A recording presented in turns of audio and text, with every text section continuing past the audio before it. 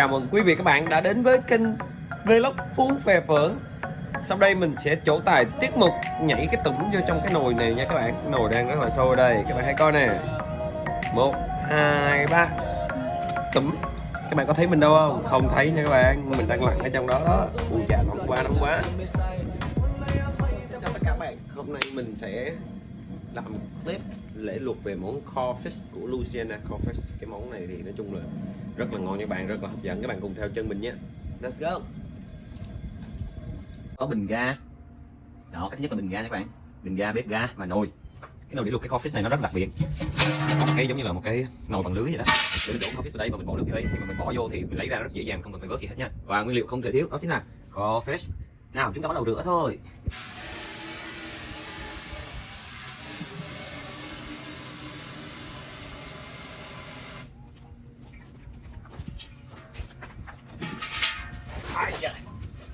Đây là 25 pound các bạn, 25 pound.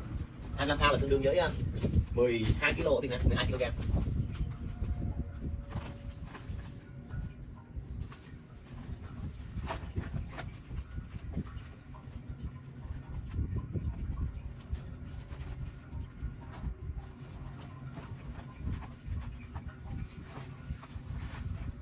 Quá đã, quá đã.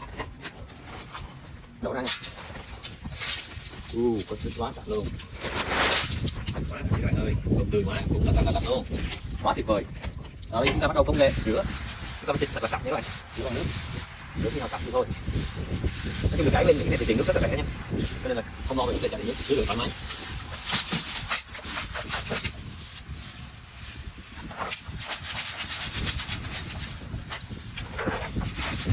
Cái này là bán á, nó mắc thương rồi, nhưng mà được cái là có cái rửa rất là sạch sẽ.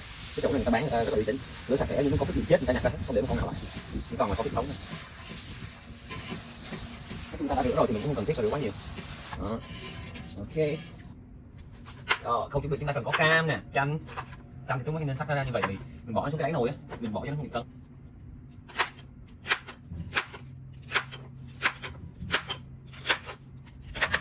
Đó, thì là cắt mà thấy tay xì máu là thành công các bạn.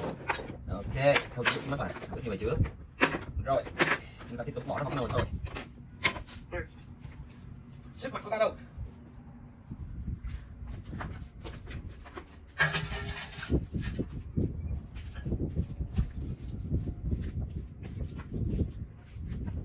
Quá đã các bạn, đây là nước. Nước thì không nên đổ quá đầy, mình đổ nó vừa tầm thôi. Ví dụ mình luộc 25 pound, cái nồi to như vậy thì mình luộc canh mất nước cỡ này là vừa, để cho mình đỡ phải tốn gia vị.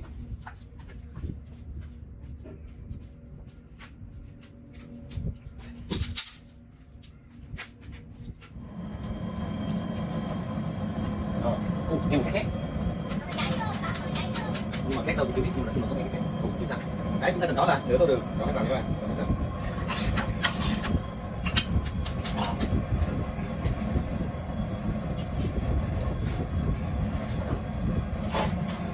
Cái thứ hai cần đó là không thể thiếu coffee seasoning Louisiana.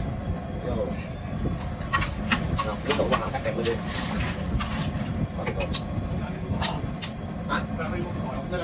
Garlic powder là được. Bỏ trong tủ lạnh còn em ạ.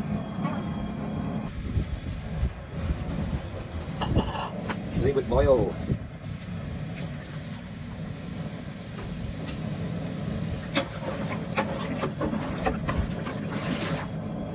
Màu sắc quá tuyệt vời nha các bạn ơi. Nhìn thấy nước có đẹp không? Chanh cam đây cũng nha.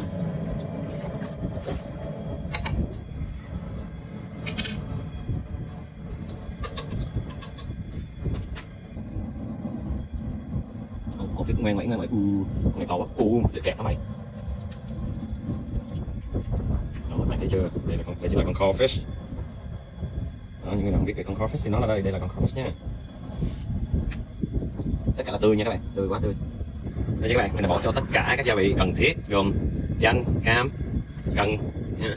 Rồi, tỏi xay rồi kể cả tỏi sống mình luôn, tỏi tươi luôn. Và nó gồm lại tất cả nó quyện lên một cái màu gia vị rất là đẹp như thế này đây. Nhưng còn rất nhiều người thì người ta có thể nêm, người ta có thể có những món nấu, có những cái cách nấu khác, như người ta sẽ bỏ là nấm nè, bắp nè các thứ, nhưng mà gia đình mình không có ăn bắp, không có ăn mấy đó nha, cho nên mình không có bỏ. Nếu các bạn muốn ngon thì bỏ cái đó cho thêm. Cái nồi nước quá đã chứ bạn, nồi nước bây giờ thấy không, lên quá đẹp luôn, mà quá tôi là được rỡ luôn, quá trời đẹp. Cái này tâm xe ôm nói là thứ nào mà chịu nổi. Đây những em coffee đang nằm chờ.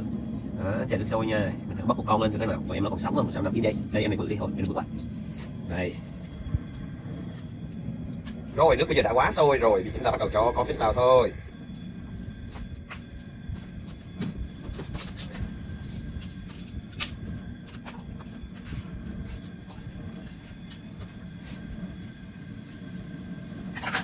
Chờ các bạn, chờ thôi. Sau khi coffee á nó nổi hết lên như vậy các bạn, nổi đỏ hết lên, đẹp quá, cái màu quá đẹp luôn. Chúng ta tắt lửa và ngâm cho nó chút xíu cho nó ngấm nhé. Ngâm chừng nào nó chìm, thấy nó chìm xuống hết nước á là thành công. Để chúng ta vớt ra ăn là được rồi.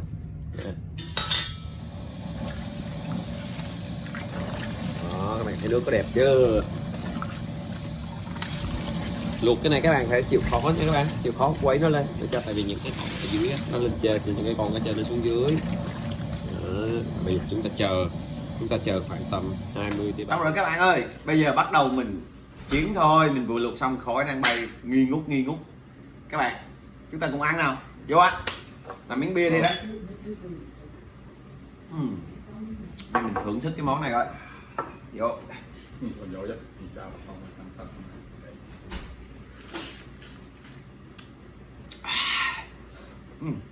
Mềm quá, ngon quá đã. Cái đầu nó mặn ngon thật. Yeah. Cái thét này vừa ha. Ăn thử con bự. Có nhiều người ta ăn theo cái kiểu này. Người ta khui này ra, đâu người ta dập này ra. Cái này khúc đầu nó mặn, vừa cắn cái đuôi nó cay. Yep. Ngon thật. Đó, người ta ăn như vậy, người ta bóc ra, đầu người ta bóc cái đít nó ra, người ta lựa hết này ra. Đó, mà mất công quá. Mình dân miền phường mà mình ăn kiểu này thôi. Tắt ra. Vậy cho nhanh. Bởi một khi mình ăn được 5 con người ta mới ăn được có 2 con. Cái này là cái kinh nghiệm chiến đấu, kinh nghiệm chiến trường. Đi vô bàn ăn là phải biết cách ăn làm sao cho nó nhanh, mình ăn được nhiều hơn người ta. Bóc ra, húp. Mà cái đầu nó chút nhiều thật. Đầu bóc này sao? Xong một con, nhanh hơn người ta rất là nhiều.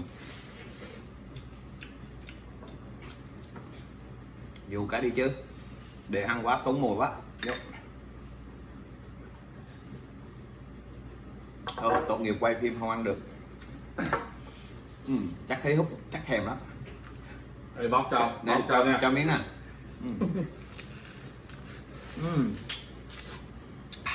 Quá đã, tuyệt vời quá.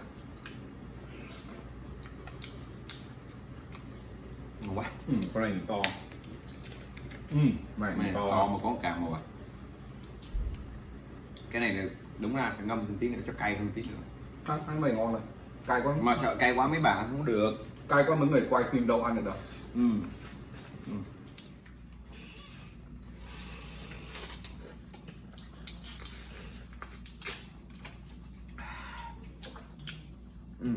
Quá ngon.